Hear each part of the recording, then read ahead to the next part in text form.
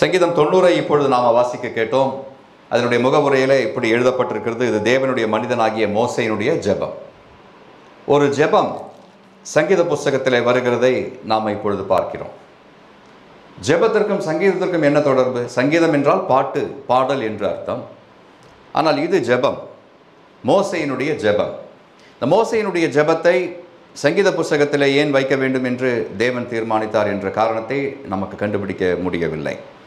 ஆனால் இந்த ஜெபத்தில் ஏதோ ஒன்று இருக்கின்றது. விசுவாச பிள்ளைகளுக்கு, பரிசுத்த சபைக்கு தெரிந்து கொள்ள வேண்டிய ஏதோ காரியங்களை இந்த ஜெபம் உள்ளடக்கி இருக்கிறது என்பதை நாம் தெரிந்து கொள்ள வேண்டும். காரணமில்லாமல் இந்த சங்கீதத்தை ஆண்டவர் காரணமில்லாமல் இந்த ஜெபத்தை ஆண்டவர் சங்கீத புஸ்தகத்திலே வைக்கவில்லை. ஏதோ ஒரு காரணம் இருக்க வேண்டும். அது என்ன காரணம் என்று நாம் இன்று பார்க்க போகின்றோம். 90வது சங்கீதம் வேத புஸ்தகத்தினுடைய நிகழ்விலேயே பழைய ஒரு சங்கீதம், மிக பழமையான சங்கீதம் தான் இந்த 90வது சங்கீதம். ஒரு மனிதன் ஜெபிக்கிறான். பல வருஷங்களுக்கு பிறகு அந்த ஜெபத்தை ஆண்டவர் சங்கீதமாக மாற்றி சங்கீத புஸ்தகத்திலே வைக்கிறார். Psalm 90 is the oldest psalm.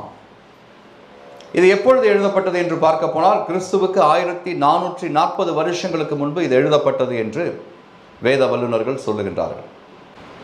17 வசனங்களை கொண்ட இந்த சங்கீதத்தில் முதல் 11 வசனங்கள், முதல் 11 வசனங்கள்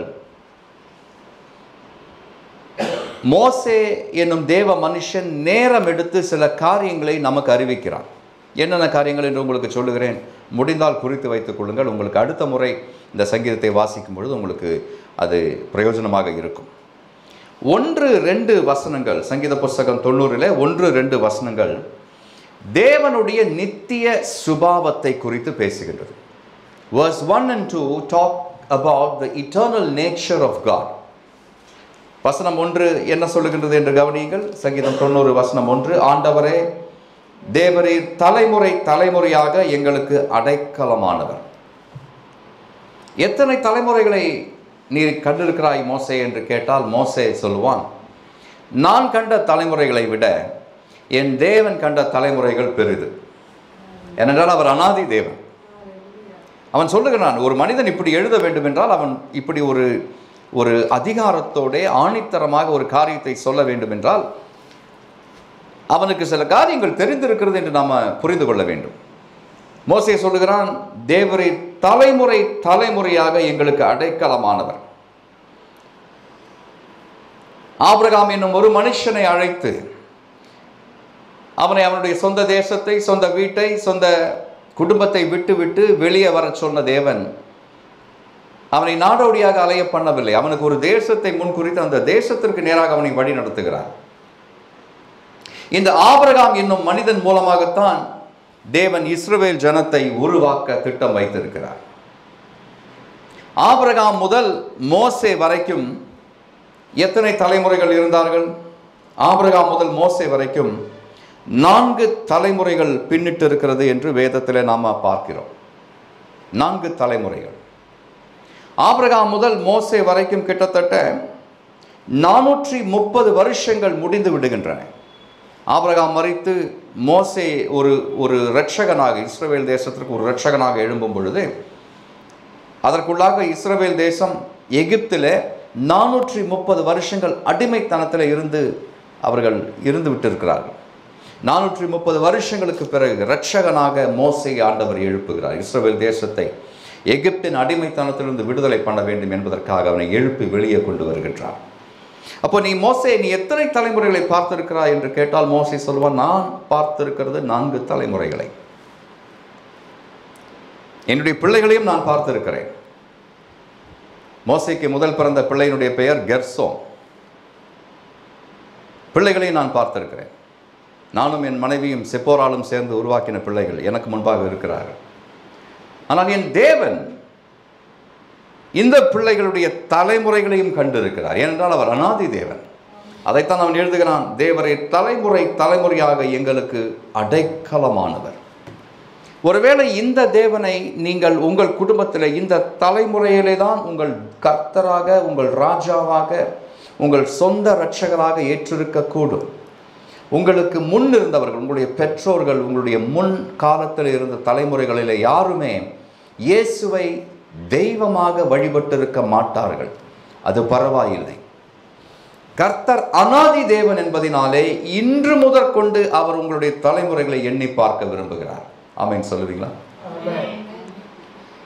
நீங்கள் தான் உங்கள் குடும்பத்திற்கு ஆபிரகாமை போல காட்சியளிக்கிறீர்கள். இன்று முதற்கொண்டு கர்த்தர் உங்களை பெருக பண்ணுவேன் என்று சொல்லும் பொழுது, என் குடும்பத்தினுடைய சந்ததிகள் கர்த்தருடைய வருகை வரைக்கும் இருந்து தழைக்கும் என்று நீங்கள் விசுவாசிக்க வேண்டும். ஆபிரகாம் அதை விசுவாசித்தான். 2வது வசனத்திலே அவன் சொல்லுகின்றான், பர்வதங்கள் தோன்றும் முன்னும் நீர் பூமியையும் உலகத்தையும் உருவாக்கும் முன்னும் நீரே அநாதியாய் என்றென்றைக்கும் தேவனாய் இருக்கிறீர். மற்ற தேவர்களை குறித்து நாம் பார்க்கிறோம். எல்லை தேவர்கள், எல்லை தெய்வங்கள் உண்டு.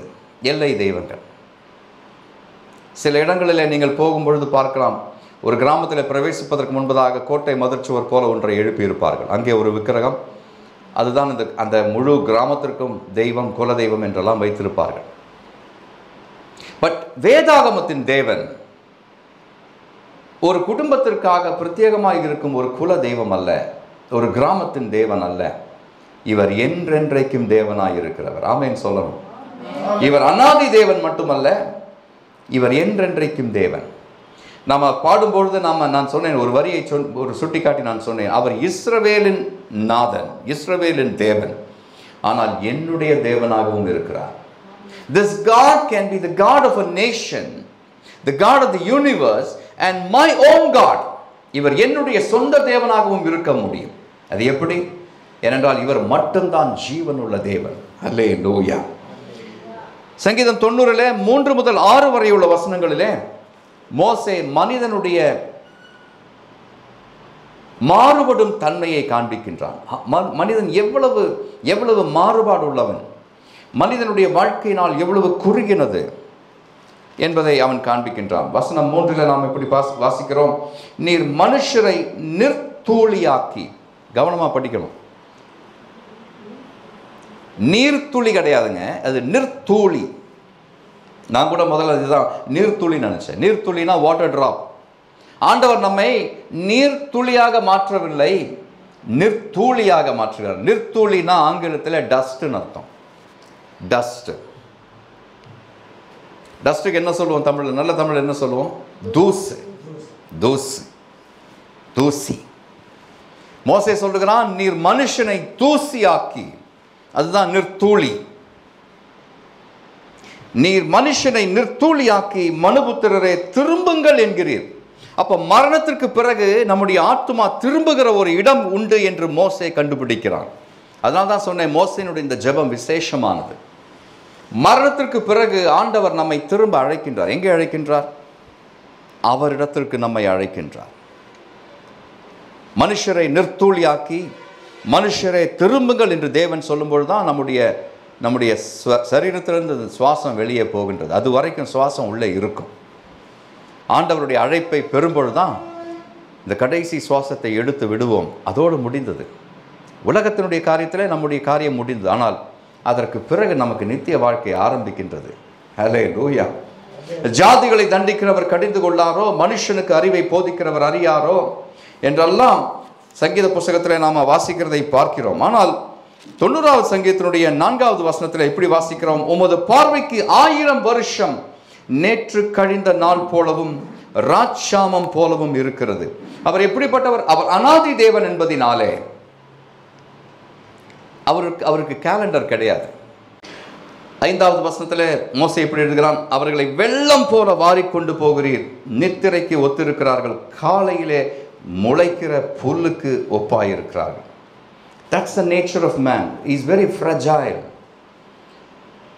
அவன் ஒரு களிமண் பொம்மையை போன்றவன். மனிதன் ஒரு களிமண் பொம்மையை போன்றவன். அவன் சீக்கிரத்திலே உடைந்து விடுவான். நம்முடைய சரீரத்தில் இரும்பு போன்ற ஒரு வஸ்துவுமே கிடையாது.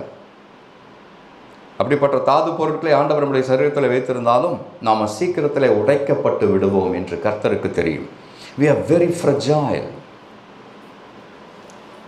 7 முதல் 8 வரை உள்ள வசனங்களிலே மோசே மனுஷனுடைய பாவ சுபாவத்தை காண்பிக்கின்றான். 7-8 வசனங்களை பாருங்கள். நாங்கள் உமது கோபத்தினால் அழிந்து உமது உக்கிரத்தினால் கலங்கி போகிறோம். எங்கள் அக்கிரமங்களை உமக்கு முன்பாகவும் எங்கள் அந்தரங்க பாவங்களை உமது முகத்தின் வெளிச்சத்திலும் நிறுத்தினீர். பல நேரங்களிலே மனுஷன் நினைக்கிற ஒரு காரியம் உண்டு, என்னுடைய பாவங்களை ஒருவரும் கண்டுபிடிக்கவில்லை, நான் செய்த இந்த காரியம் யாருக்குமே தெரியாது, எனக்கு மட்டும்தான் இந்த காரியம் தெரியும் என்று பல நேரங்களிலே மனுஷன் நினைத்து கொண்டிருக்கிறான். ஆனால் அப்படி அல்ல. இங்கே நடக்கின்ற ஒவ்வொரு காரியத்தையும் ஆண்டவர் அங்கே பதிவு பண்ணி கொண்டிருக்கிறார். பிளேபேக் டைம் வருகின்றது. நாம் சொல்லும் ஒவ்வொரு வார்த்தைக்கும் கணக்கு கொடுக்க வேண்டிய நேரம் வந்து கொண்டிருக்கின்றது. நாம் செய்யும் ஒவ்வொரு காரியத்தினுடைய நோக்கத்தையும் கர்த்தர் அறிகின்றார். எதற்காக அதை செய்கிறோம், ஏன் இந்த வார்த்தையை இந்த நேரத்தில் பேசினோம், என்னுடைய உள்ளான அர்த்தம் என்ன என்று நமக்கு கூட தெரியாமல் இருக்கும். ஆனால் ஆண்டவர் அதை கண்டுபிடித்து எழுதி வைத்திருக்கிறார். ஞாபக புஸ்தகத்தில் எழுதி வைத்திருக்கிறார். நன்மையும் தீமையும் சகலவற்றையும் அவர் அவர் அவர் ரெக்கார்ட் செய்து கொண்டிருக்கிறார். எதற்காக ரெக்கார்ட் செய்கிறார்? நாளைக்கு அப்படி செய்யவில்லை, அப்படி சொல்லவில்லை, அதற்காக நான் இதை செய்யவில்லை என்று நமக்கு மாற்றி சொல்ல வழியே இருக்காது. He will play it back to you. 70-80 வருஷங்கள்லாம் நொடி இடையிலே உங்களுக்கு முன்பாக திரையிலே போட்டு காண்பிக்கப்படும். எத்தனை வருஷம் இந்த பூமியில் நாம் உலகத்தில் வாழ்ந்தோமோ, எத்தனை மனுஷர்களோடு எப்படி பேசினோமோ, எப்படி உறவாடினோமோ, என்னென்ன அநியாயங்கள் செய்தோமோ, அவைகளெல்லாம் அங்கே போட்டு காண்பிக்கப்படும். அதற்காகத்தான் அந்த இடத்துல வெட்கப்பட்டு தலை குனிந்து நிற்கக்கூடாது என்பதற்காகத்தான் இயேசு கிறிஸ்து பூமியிலே வந்தார். என்னுடைய பிள்ளைகள் வெட்கப்பட்டு நிற்கக்கூடாது, பிதாவாகிய தேவனுக்கு முன்பதாக இந்த பிளேபேக் டைம் நேரத்தில் அவர்கள் வெட்கப்பட்டு விடக்கூடாது என்பதற்காக கர்த்தர் இடைமறிக்கிறார். கர்த்தராகிய இயேசு கிறிஸ்துவை தங்களுடைய இரட்சகராக தங்களுடைய தேவனாக ஏற்றுக்கொண்டவர்களுக்கு இந்த பிளேபேக் டைம் கிடையாது. அவருடைய பாவங்கள் எல்லாம் மன்னிக்கப்பட்டு இருக்கிறது. அல்லேலூயா. அவருடைய பாவங்கள் எல்லாம் மன்னிக்கப்பட்டிருக்கிறது. ஒரே தரம் நமக்கு பலியான தேவன் இந்த பாவங்களை எல்லாம் நம்மிடத்திலிருந்து நீக்கி இருக்கிறார். இப்பொழுது நம்மை பார்க்கிறது இப்பொழுது பிறந்த குழந்தையை போல நம்மை பார்க்கிறார். அல்லேலூயா. 90 சங்கீதம் 9 முதல் 12 வரை உள்ள வசனங்களை பார்க்கும் பொழுது மோசே அதிலே the brevity of man's life, how brief, how short his life is என்பதை எழுதுகிறான். மனுஷனுடைய ஆயுள் நாட்கள் எவ்வளவு குறைந்தது என்பதை எழுதுகிறான். 9 முதல் 12 வரை உள்ள வசனங்களை நான் வாசிக்கிறேன். எங்கள் நாட்கள் எல்லாம் உமது கோபத்தால் போய்விட்டது. 9வது வசனத்துடைய கடைசி பகுதி, ஒரு கதையை போல எங்கள் வருஷங்களை கழித்து போட்டோம். ஒரு கதை போல எங்களுடைய வருஷங்கள் எல்லாம் கழிந்து போய்விட்டது என்று மோசே சொல்லுகிறான். அதற்கு பிறகு சொல்லுகின்றான், சபை அடக்க ஆராதனையில் விசேஷமாக இந்த இந்த இந்த இந்த வசனம் சொல்லப்படும். எங்கள் ஆயுசு நாட்கள் 70 வருஷம், பலத்தின் மிகுதியினாலே 80 வருஷமாய் இருந்தாலும் அதன் மேன்மையானது வருத்தமும் சஞ்சலமுமே, அது சீக்கிரமாய் கடந்து போகிறது, நாங்களும் பறந்து போகிறோம். கவனிக்கணும் விசுவாசிகளை. முன்னே மோசே என்ன சொன்னான்? நீர் மனுஷரை நிர்த்தூளியாக்கி மனுபுத்திரரை திரும்புங்கள் என்கிறீர். மரணத்திற்கு பிறகு நாம் திரும்பும் ஒரு இடம் உண்டு என்று மோசே கண்டுபிடிக்கிறான். இந்த வசனத்தில் 10வது வசனத்தில் அவன் சொல்லுகின்றான், இந்த ஆயுள் நாட்கள் சீக்கிரமாய் கடந்து போகிறது, நாங்களும் பறந்து போகிறோம். மரணத்திற்கு பிறகு நாம் கரைந்து போகவில்லை, இல்லாமல் போகவில்லை, பறந்து போகிறோம் என்று மோசே சொல்லுகின்றான். எங்கே பறந்து போகிறோம்? தேவனிடத்தில் நாம் திரும்பி செல்லுகின்றோம். ஹல்லேலூயா. உமது கோபத்தின் வல்லமையையும் உமக்கு பயப்படத்தக்க விதமாய் உமது உக்கிரத்தையும் அறிந்து கொள்ளுகிறவன் யார்? 70 வருஷங்கள் 80 வருஷங்கள் தான் நாம் இந்த உலகத்திலே உயிரோடு இருக்கிறோம். இதற்கிடையிலே நாம் கண்டுபிடிக்க வேண்டிய ஒரு காரியம் உண்டு. அதுதான் பிரதான காரியம் என்று கர்த்தர் சொல்லுகின்றார். அவருடைய கோபத்தினுடைய உக்கிரம். அவருடைய கோபத்தினுடைய உக்கிரம் அதற்கு முன்பதாக ஒருவனும் நிற்க முடியாது என்பதினாலே கர்த்தராகிய இயேசு கிறிஸ்துவை கர்த்தரும் இரட்சகருமாக நாம் ஏற்றுக்கொள்ள வேண்டும் என்று மோசே இந்த இடத்துல நமக்கு அறிவுறுத்துகிறான். 1-2 வசனங்கள் they talk about the eternal nature of God. 3 முதல் 6 வரை உள்ள வசனங்கள் they talk about the fragile nature of man. 7 முதல் 8 வரை உள்ள வசனங்கள் they talk about the sinful nature of man, மனிதனுடைய பாவ சுபாவம்.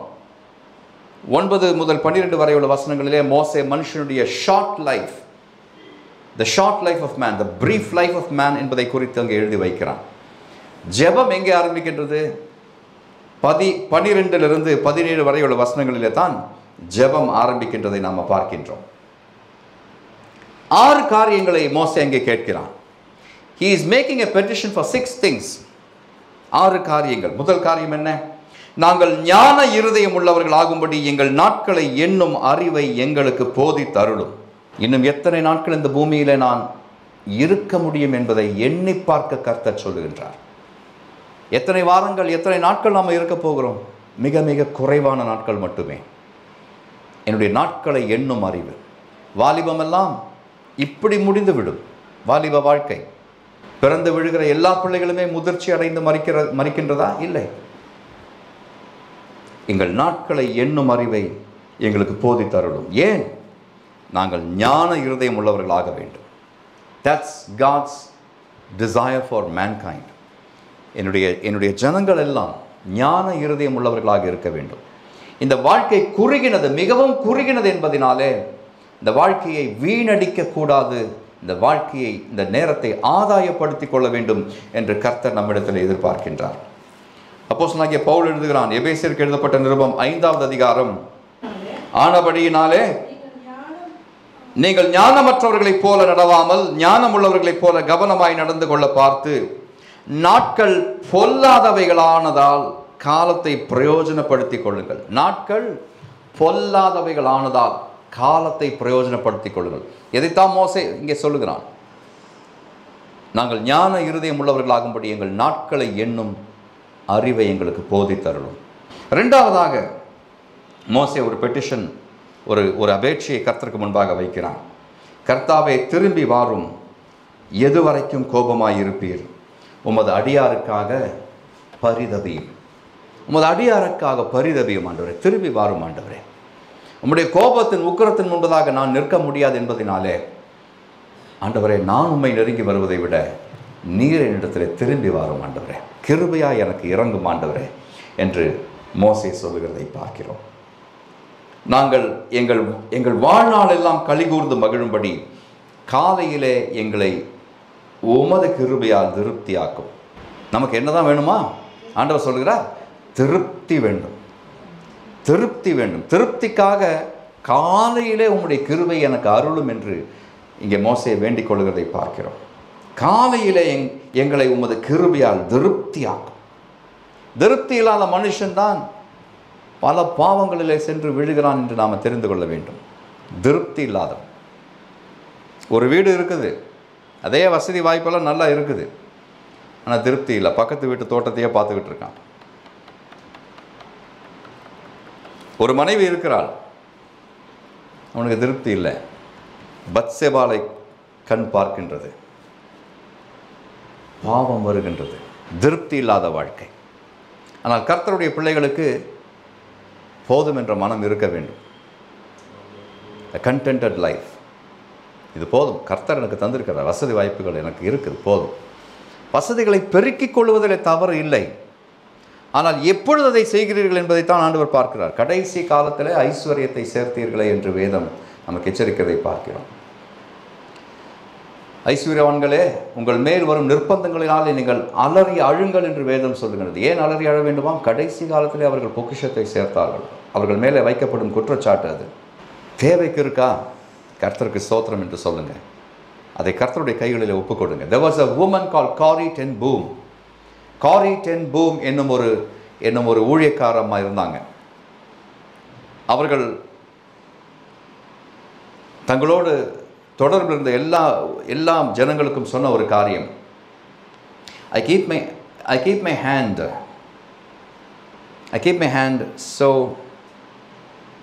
only so close that God does not have to wrench things out of my hand. என் கர்த்தர் எனக்கு தந்திருக்கிற காரியங்களை நான் மிகவும் லேசாக லகுவாக பிடித்துக் கொள்வேன். என்னால் அவர் திரும்பி கேட்கும் பொழுது என்னுடைய விரல்களெல்லாம் ஒடித்து மடக்கி எடுக்க வேண்டிய வேலை வரக்கூடாது. கர்த்தர் எனக்கு தந்தார். யோபு சொல், கர்த்தர் எனக்கு தந்தார், கர்த்தர் எடுத்துக்கொண்டார்.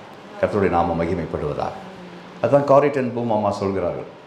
எனக்கு ஆண்டவர் தந்தவைகளெல்லாம் நான் இறுக்கமாக பிடித்து கொள்ள மாட்டேன். நான் கர்த்தருடைய கரத்தை இறுக்கமாக பிடித்துக்கொள்ளும். ஆனால் அவர் தரும் ஐஸ்வர்யம், அவர் தரும் சம்பத்து, அவர் தரும் காரியங்கள், உறவுகள், பிள்ளைகள், மனைவி, கணவன், இவைகளெல்லாம் லேசாக பிடித்துக்கொள்ளும். எப்பொழுது வேண்டுமென்றாலும் இவைகளெல்லாம் நம்மிடத்திலிருந்து பறிக்கப்படும் என்பதை தெரிந்து வாழ வேண்டும் என்று கர்த்தர் நமக்கு நீ போட்டுகின்றார். 15வது வசனம், தேவரீர் எங்களை சிறுமைப்படுத்தின நாட்களுக்கும் நாங்கள் துன்பத்தை கண்ட வருஷங்களுக்கும் சரியாய் எங்களை மகிழ்ச்சியாக்கும். எவ்வளோ பெரிய ஜெபம் பாருங்க. மோசே கேட்கிறான், கணக்கு போட்டு சொல்லுகின்றான், ஆண்டவரே நாங்கள் எத்தனை காலம் சிறுமைப்பட்டிருந்தோம், எத்தனை காலம் எங்களுக்கு துன்பம் அனுமதிக்கப்பட்டது, அத்தனை காலத்திற்கு சரியாக நீர் எங்களை மகிழ்ச்சியாக்க வேண்டும். இது நல்ல ஜெபமா? மோசே ஜெபிக்கிறான், சிறந்த ஜெபம்.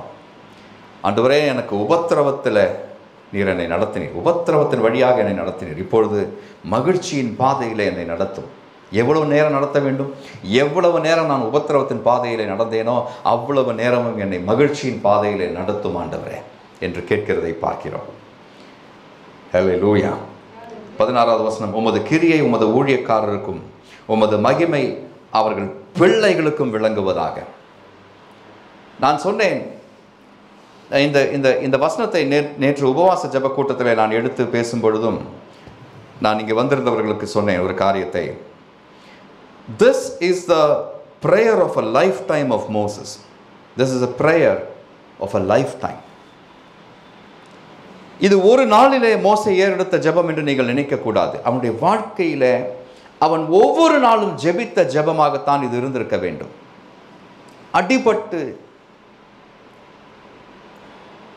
வாழ்க்கையினுடைய அர்த்தம் என்னது என்று தெரியாமல், அவனுடைய அழைப்பு என்ன என்று விளங்கிக் கொள்ள முடியாமல், எதற்காக இந்த பூமியிலே பிறந்தோம், கர்த்தர் என்னை எதற்காக சிருஷ்டித்தார், என் வாழ்க்கையின் நோக்கம் என்ன, எதற்காக நான் வாழ்ந்து கொண்டிருக்கிறேன், எதற்காக எனக்கு குடும்பம் தரப்பட்டிருக்கிறது, எதற்காக இந்த உலகத்திலே ஆண்டவர் என்னை இப்படி சஞ்சரிக்க வைக்கின்றார், எதற்கு, ஏன் இந்த பாடுகள் என்றெல்லாம் அவன் நினைத்து கொண்டிருந்த பொழுது, மோசே நினைத்து கொண்டிருந்த பொழுது,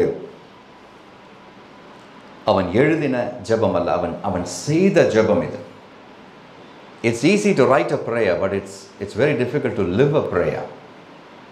நீங்க ஜெபத்தை எழுதி விடலாம், ஜெபித்து விடலாம், ஆனால் ஜெபத்தை போல வாழ முடியுமா? அதுதான் இங்கே கேள்வி. மோசே ஜெபித்ததை போல வாழ முடியுமா? Psalm 90 is a prayer of a lifetime made by Moses. This psalm must have been born out of 40 years of his life of anonymity in the wilderness. வனாந்தரத்தில் யாருக்கும் தெரியாமல் ஒரு ஜீவியத்தை ஜீவித்துக் கொண்டிருக்கிறான் மோசே. கொலைகாரன் என்ற பட்டத்தோடு எகிப்திலிருந்து ஓடி வருகிறான் மீதியான் தேசத்திற்கு. மீதியான் தேசத்தில் ஒரு ஆசாரியனை கண்டுபிடிக்கிறான். அவனுடைய குமாரத்திகளில் ஒருவளை, சிப்போராளை திருமணம் செய்து கொள்கிறான். அவர்களுக்கு பிள்ளை பிறக்கிறது. அந்த இடத்துல மாமனாருடைய ஆடுகளை மேய்த்து கொண்டிருக்கிறான். அவனுக்கென்று சொந்தம் என்று சொல்லிக்கொள்ள ஒன்றுமே இல்லை. எகிப்தில் பார்வோனுடைய குமாரத்தினுடைய மகனாக இருந்தவன், செல்வ செழிப்பிலே புரண்டவன் மோசே. இப்பொழுது வனாந்தரத்திலே ஆடுகளுடைய நாற்றம் எடுக்கும் அந்த நிலைமையில் இருக்கிறான். ஆடுகளுடைய நாற்றம், ஆட்டு புழுக்கு, ஆட்டு மூத்திரத்தினுடைய நாற்றம் எங்கு திரும்பினாலும் அதுதான் அவனுடைய நாசியிலே அவனுடைய நாசியை துளைத்து கொண்டு வருகிறது. நாளைக்கு என்ன செய்ய போகிறோம்? நாளைக்கு ஆடுதான் மேய்க்க போகிறாய் மோசே. அடுத்த வருஷம் என்ன செய்வோம்? அடுத்த வருஷமும் நீ ஆடுதான் மேய்க்க போகிறாய். எத்தனை வருஷங்கள் மேய்த்தான்? 40 வருஷங்கள் ஆடுகளை மேய்த்து கொண்டிருக்கிறான். 40 நீண்ட வருஷங்கள். ஆண்டவரே என்னை எதற்காக இந்த பூமியிலே பிறக்க வைத்து? 40 வருஷங்களும் அவர் ஆண்டவரை பார்த்து கேட்டிருப்பான், ஆடுகளை மேய்க்கவா? நாடுகளை காலையிலே ஓட்டிக்கொண்டு தேவ பர்வதமாகிய அந்த ஓரே வரைக்கும் போய்விட்டு திரும்பி வருவதற்காக மாலை இலைவைகளை ஓட்டிக்கொண்டு திரும்ப வந்து மாமனாரிடத்தில் கவனமாக பத்திரமாக ஆடுகளை ஒப்படைத்து விட்டு கொஞ்ச நேரம் படுத்து உறங்கி திரும்ப காலையிலே விழித்தெழுந்து நாடுகளை மேய்த்து கொண்டு போவதற்கு. இதற்காகவா ஆண்டவரே எனக்கு எகிப்து தேசத்தினுடைய சகல சௌகரியங்களையும் தந்தீர்? நான் தண்ணீரிலிருந்து எடுக்கப்பட்டவன் ஆண்டவர், அதுதான் என்னுடைய பெயர். I was drawn out of water. அதனால தான் என்னுடைய பெயர் மோசே என்று வைக்கப்பட்டிருந்தது. பிறந்த நாளிலேயே என்னை போல பிறந்த பிள்ளைகள், அநேகம் பிள்ளைகள் கொல்லப்பட்டிருந்தார்கள். ஆனால் என்னுடைய வாழ்க்கையை நீர் மீட்டு கொண்டது எதற்காக ஆண்டவரே? இந்த ஆடுகளை மேய்த்து கொண்டிருப்பதற்காகவா? 1-2 மாதங்கள் அல்ல, 1-2 வருஷங்கள் அல்ல, 40 வருஷங்கள் ஆடுகளை மேய்த்து கொண்டிருக்கிறான் மோசே. The psalm was born out of burnt hopes. எரிந்து போன நம்பிக்கைகளிலிருந்து இந்த ஜெபம் வருகிறது என்று உங்களுக்கு தெரிய வேண்டும். The psalm was born out of failed ambitions and wrong priorities. தோற்றுப்போன எண்ணங்கள், தவறான முன்னுரிமைகள், இவைகளிலிருந்து இந்த ஜெபம் வருகின்றது. Psalm 90 was birthed by Moses' anonymity, insecurity, the burden of a murder he had committed in Egypt, and the ultimate and total dependence on God and his plan for his life. சங்கீதம் 90 பின்னணி என்ன என்று நீங்கள் கேட்டால் நான் சொல்ல முடியும். யாரும் அறியாதவனாக 40 வருஷங்கள் மீதியான் தேசத்தினுடைய வனாந்தரத்திலே மோசே குடியிருக்கிறான். அப்போஸ்தலர் நடபடிகள் 7வது அதிகாரத்தில் மோசேயினுடைய வாழ்க்கையில் வந்த டர்னிங் பாயிண்ட் என்ன என்று நாம் பார்க்க முடியும். அப்போஸ்தலர் நடபடிகள் 7 எடுத்துக்கொள்வோம். 7வது அதிகாரம் 25வது வசனம். Acts 7:25. தன்னுடைய கையினாலே தேவன் தங்களுக்கு இரட்சிப்பை தருவார் என்பதை தன்னுடைய சகோதரர் அறிந்து கொள்வார்கள் என்று அவன் நினைத்தான். அவர்களோ அதை அறியவில்லை. ஒரு நாள் மோசே எகிப்து தேசத்தினுடைய ராஜாவாகிய பார்வோனுடைய அரண்மனையிலிருந்து வெளியே வருகிறான். பார்வோனுடைய அரண்மனையிலே அவன் வசித்துக் கொண்டிருந்தாலும் அவனுக்கு நன்றாய் தெரிந்த ஒரு காரியம் உண்டு. அது என்ன தெரியுமா? நான் எபிரேயன். He knew he was a Hebrew. He knew he was a Jew. எகிப்து தேசத்தில் என்னுடைய வாசஸ்தலம் எங்கே? அரண்மனையில், பார்வோனுடைய அரண்மனையில். பார்வோனுடைய குமாரத்தினுடைய மகனாக, வளர்ப்பு மகனாக நான் இருக்கிறேன். ஆனால் அவனுக்கு உள்ளான மனதிலே தெரியும், நான் ஒரு எபிரேயன், நான் ஒரு யூத ஸ்திரீக்கு பிறந்தவன். கொஞ்ச காலம்தான் இந்த அரண்மனையில் இருக்க போகிறேன், அதற்கு பிறகு நான் வெளியே போக போகின்றேன். ஒரு நாள் அரண்மனையிலிருந்து வெளியே வருகிறான். ஒரு எபிரேயனுக்கும் ஒரு எகிப்தியனுக்கும் வாக்குவாதம் நடந்து கொண்டு இருக்கிறது. வாக்குவாதம் முற்றுகிறது, கை கலப்பாகின்றது. எபிரேயனை காப்பாற்றுவதற்காக இந்த எகிப்தியனை இவன் கொன்று போடுகிறான். 24வது வசனம். அப்பொழுது அவர்களில் ஒருவன் அநியாயமாய் நடத்தப்படுகிறதை அவன் கண்டு அவனுக்கு துணை நின்று எகிப்தியனை வெட்டி துன்பப்பட்டவனுக்கு நியாயம் செய்தான். அப்பொழுது அவனுக்கு வயது என்ன? வேதம் சொல்லுகிறது அவனுக்கு 40 வயது. 40 வயது. அப்பொழுதெல்லாம் திருமணம் கொஞ்சம் லேட்டாகத்தான் செய்வார்கள். அதனால் மோசே 120 வயது வரைக்கும் இருக்கிறான். 40 வயதில் திருமண வயது அப்போ தான் வந்திருக்கு அவனுக்கு. புதிதாக திருமணம் செய்து கொண்டு ஒரு குடும்ப வாழ்க்கையை ஆரம்பிக்க வேண்டும் என்று இருக்கும் பொழுது கொலைகாரன் என்ற பட்டம் அவனுடைய தலையின் மேலே விழுகிறது.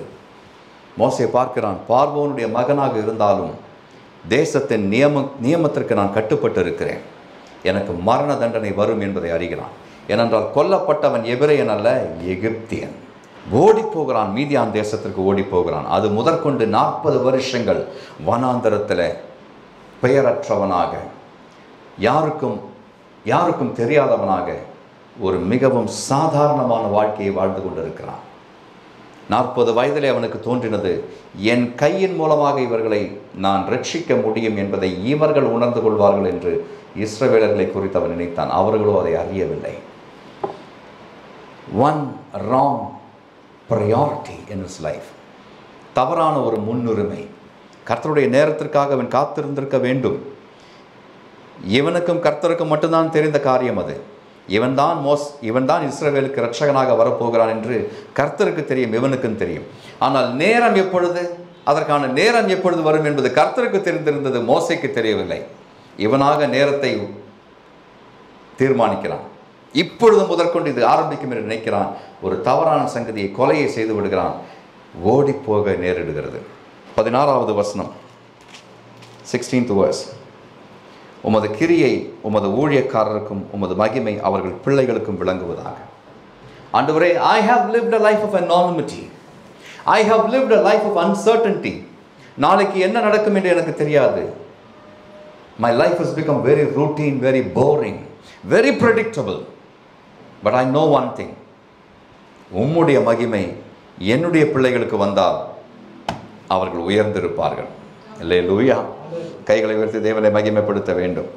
அவன் சொல்லுகின்றான், ஆண்டவரே, உம்முடைய மகிமை எனக்கு மட்டுமல்ல, உம்முடைய ஊழியக்காரருக்கும் அவர்களுடைய பிள்ளைகளுக்கும் விளங்குவதாக. இந்த ஜெபம் தலைமுறைகளுக்கான ஜெபம். அப்படித்தான் அவன் ஆரம்பிக்கின்றான். ஆண்டவரே, தேவரே, தலைமுறை தலைமுறையாக எங்களுக்கு அடைக்கலமானவர். இப்பொழுது திரும்ப சொல்லுகின்றான், உமது கிரியை உமது ஊழியக்காரருக்கும் உமது மகிமை அவர்கள் பிள்ளைகளுக்கும் விளங்குவதாக. கடைசியில் இப்படி முடிக்கின்றான், 17வது வசனம், எங்கள் தேவனாகிய ஆண்டவரின் பிரியம் எங்கள் மேல் இருப்பதாக. எங்கள் தேவனாகிய ஆண்டவரின் பிரியம் எங்கள் மேல் இருப்பதாக. பிரியம் என்றால் என்ன? பிரியம் என்றால் விருப்பம். அதற்கு இன்னொரு இணை சொல்லு விருப்பம். ஆனால் ஆங்கிலத்தில் இந்த சங்கீதத்தை வாசித்து பார்த்தால் அங்கே என்ன பார்க்கிறோம்? பிரியம் என்றால் என்ன? நேற்று பார்த்தோம், ஃபேவர், அனுகூலம். அனுகூலம். தேவனுடைய பிரியம் என் மேலே இருக்கும் பொழுது எனக்கு அனுகூலம் உண்டாகின்றது என்று மோசே கண்டுபிடிக்கிறான். தேவனுடைய பிரியம் உங்கள் மேல் இருக்கிறதா? உங்களுக்கு அனுகூலம் இருக்கிறதா? அனுகூலம் என்ன என்று சொல்லுகின்றேன். நீங்கள் தேடி போகும் காரியம் உங்களை தேடி வருவதுதான் அனுகூலம். What you seek comes looking for you. That is favor. Hallelujah. Amen. நீங்களாக தேடி எங்களோ அலைந்து எல்லா இடங்களிலும் அலைந்து எதையோ ஒன்று எடுத்து இதுதான் எனக்கு என்று தீர்மானித்து விட்டால் அது தேவனுடைய அனுகூலம் கிடையாது. உங்களுக்கு வேண்டியது உங்களை நாடி வரும், அதுதான் அனுகூலம். ஆமென் சொல்வீங்களா? உங்களுக்கு வேண்டியது உங்களை நாடி வரும். That which you need will come seeking you. That is favor. That is God's favor. மோசே அதை புரிந்து சொல்லுகிறான், எங்கள் தேவனாகிய ஆண்டவரின் பிரியம் எங்கள் மேல் இருப்பதாக. எங்கள் கைகளின் கிரியையை எங்களிடத்தில் உறுதிப்படுத்தும். 2 முறை சொல்கிறான். ஆம், எங்களின் கைகளின் கிரியையை எங்களிடத்தில் உறுதிப்படுத்தி அருளும். ஆமென். நான் படும் பிரயாசம், நான் செய்யும் வேலை விருதாவாயிற்று என்று நான் ஒரு நாளும் எண்ணிவிடாதபடிக்கு என்னுடைய கையின் கிரியையை எங்களிடத்தில் உறுதிப்படுத்தி அருளும் ஆண்டவரே. நான் வீணாய் ஓடினேன் என்று பவுல் சொல்கிறான். நான் வீணாய் ஓடினேன் என்று ஒரு நாளும் சொல்லாதபடிக்கு ஆண்டவரே எனக்கு தயவாய் இறங்கும். ஆண்டவரே எனக்கு தயவாய் இறங்கும். அல்லேலூயா. 90வது சங்கீதத்தினுடைய 12 முதல் 17 வரையுள்ள வசனங்களை நீங்களும் நானும் கூட நம்முடைய ஜெபமாக மாற்றிக்கொள்ள முடியும். You can make this prayer of Moses as your prayer, as your very personal prayer. மோசேயின் தேவன் உங்களுடைய தேவன். மோசேயினுடைய வாழ்க்கையின் அனுபவங்கள் நம்முடைய வாழ்க்கையின் அனுபவங்களாக இல்லாமல் இருக்கக்கூடும். எகிப்தில் நடந்த அந்த சம்பவத்தை நாம் செய்திருக்க மாட்டோம். ஆனால் எத்தனையோ முறை சகோதரர்களை நாம் வெறுத்திருக்கிறோம், அவர்களுக்கு விரோதமாக பேசியிருக்கிறோம். அப்படி பார்க்க போனால் நாம் அநேகம் கொலைபாதங்களை செய்திருக்கிறோம். மோசேக்காவது ஒரு மீதியான், நமக்கு ஓடி போவதற்கு ஒரு 1000 மீதியான்கள் தேவைப்படுகிறது. ஒரு 1000 மீதியான்கள். எங்கே போவோம்? எங்கே ஒளித்துக்கொள்வோம்? எத்தனை வருஷங்கள் இப்படிப்பட்ட ஒரு வாழ்க்கையை வாழ்ந்து கொண்டிருப்போம். 2023 ஒரு பிரதிஜையை, ஒரு உறுதியை நாம் எடுப்போம். இந்த பழைய வாழ்க்கை இதோடு முடிந்து போகட்டும். 2024 நான் பிரவேசிப்பதற்கு முன்பதாக, பிரவேசித்த பிறகு அல்ல, 2024 நான் பிரவேசிப்பதற்கு முன்னதாகவே ஒரு புது சிருஷ்டியாய் நான் மாறுவேன் ஆண்டவரே. எத்தனை பேர்கள் அந்த தீர்மானத்தை எடுக்க ஆயத்தமாக இருக்கிறீர்கள்? 2023 கடைசி நாளிலே நான் எடுக்கும் இந்த தீர்மானத்தை என் தேவன் அங்கீகரிப்பீராக. நான் ஒரு புது சிருஷ்டியாக மாற விரும்புகிறேன் ஆண்டவரே. எனக்கு புது நம்பிக்கை வேண்டும். எனக்கு ஒரு புதிய விசுவாசம் வேண்டும் ஆண்டவரே. எனக்கு புதிய தரிசனங்கள் வேண்டும் ஆண்டவரே. எனக்கு புதிய தீர்க்க தரிசனங்கள் வேண்டும் ஆண்டவரே. தேவனுடைய பிரியம் என் மேலே இருப்பதாக. எனக்கு வேண்டியது என்னை தேடி வரட்டும் ஆண்டவரே. That which I need, let it come seeking me and thereby show that your favor is upon me. அப்படி உம்முடைய அனுகூலம் என் மேல் இருக்கிறது, உம்முடைய பிரியம் என் மேல் இருக்கிறது என்று எனக்கு காண்பியும் ஆண்டவரே. ஆமென்.